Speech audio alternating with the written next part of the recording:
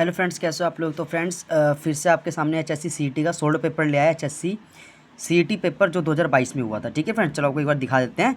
जो भी कैंडिडेट पहली बार सीईटी का पेपर देंगे उनके लिए बहुत ज़रूरी है कि एक बार वो कंसेप्ट को समझ ले कि कौन से क्वेश्चन पूछे जाते हैं और किस लेवल के पूछे जाते हैं। चलिए देखिए, ये सोल्ड पेपर 2022 का है। ठीक है फ्रेंड्स, और मैं आपको दिखाता हूँ फ्रेंड्स, ये जो पेपर आगे ये सारे पेपर है हमारे पास। ये देखिए फ्रेंड्स, ये 2023 के है फ्रेंड्स। तो 23 के में टोटल जो है 5-6 पेपर है। ठीक है, तो ये हम बाद में करेंगे। पहले एचएससी सीईटी 2022 का पेपर जो सीईटी का हुआ था ग्रुप सी का, वो यही पेपर था फ्रेंड्स।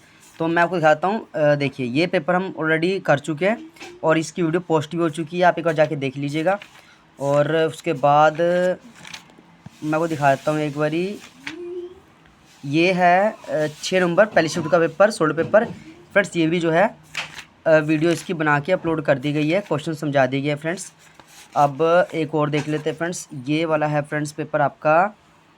तो फ्रेंड्स ये 6 नवंबर का पेपर है, सेकंड शिफ्ट का पेपर है फ्रेंड्स। हम इसको स्टार्ट करेंगे। ठीक है, चलिए फ्रेंड्स, तो एक बार बिना टाइम वेस्ट किए इसको रीड करना शुरू कर देते हैं।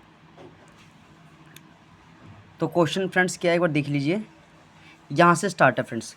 मैथ और रीजनिंग को नेक्स्ट वीडियो में डालेंगे फ्रेंड्स, अभी साइंस और बाकी इसके क्वेश्चन देख लीजिए। तो क्वेश्चन क्या है, यौगिक के बारे में लिखित में से कौन सा कथन सही है।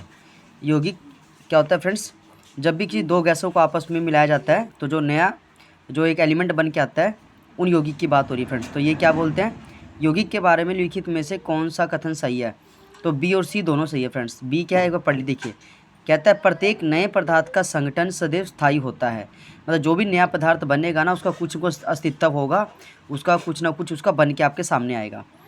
सी क्या है, घटकों को केवल रासायनिक या विद्युत रासायनिक अभिक्रिया द्वारा ही अलग कर सकते हैं। ये भी फ्रेंड्स बिल्कुल सही है कि अगर हमने धातु व धातु को गैसों को अलग करना है तो या तो रसायन के थ्रू या फिर विद्युत रासायनिक अभिक्रिया के द्वारा हम इसको अलग कर सकते हैं। 7 देखिए, कौन सा कथन कोलाइडी विलयन के बारे में बिल्कुल सही है। तो कोलाइडी एक विषमांगी मिश्रण है, ये इसका पहला बिल्कुल सही है फ्रेंड्स।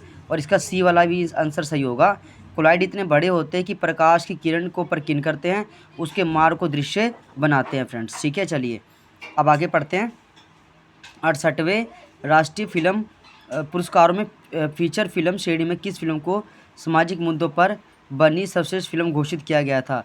तो फ्रेंड्स 2025 में उस फिल्म का नाम है Attam the play. Attam the play 2025 का जो है करंट अफेयर क्वेश्चन था फ्रेंड्स। तो इसका आंसर आपको लिखना है अट्टम मूवी। जनांकीय संक्रमण एक अवधारणा जिसे फ्रैंक नोटेस्टीन ने वर्ष 1945 में विकसित किया था, आर्थिक विकास तथा डैश के संबंध की व्याख्या करता है। तो फ्रेंड्स यहाँ पे इसका आंसर बताना है, ये जन्म तथा मृत्यु दर सामान्यतः निम्नलिखित में से किसे भूमंडलीकरण का परिणाम नहीं माना जा सकता। तो फ्रेंड इसका आएगा शुल्क अवरोध, इसका करेक्ट आंसर हो जाएगा। नेक्स्ट देखिए, छोटा नागपुर के पठारी क्षेत्र में निम्नलिखित में से कौन सा उद्योग अधिकांश केंद्रित है। तो ये लोहा और इस्पात उद्योग है जो फ्रेंड्स, जो काफ़ी बड़ी मात्रा में फैला हुआ है। एक नृत्य मुद्रा में नटराज की कांस्य प्रतिमा किस भगवान से है। तो भगवान शिव से संबंधित है। Built in expression import error कब आता है।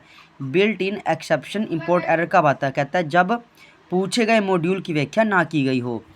निम्नलिखित में से कौन सा एक डाटाबेस मैनेजमेंट सिस्टम नहीं है, मतलब DBMS नहीं है।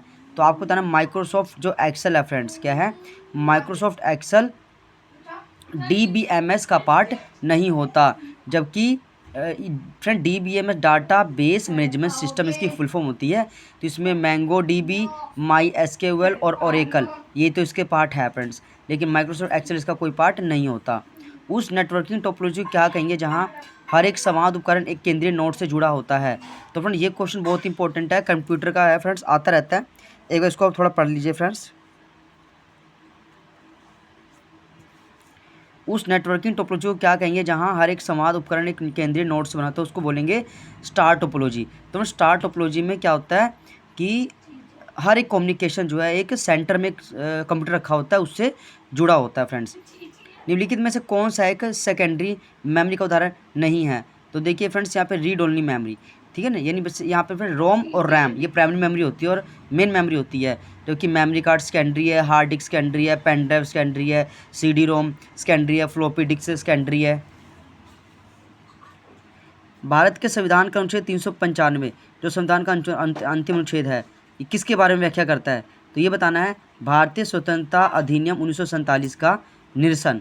क्या है फ्रेंड्स? भारतीय स्वतंत्रता अधिनियम 1947 का निरसन, इसका करेक्ट आंसर हो जाएगा। नेक्स्ट क्वेश्चन देखिए,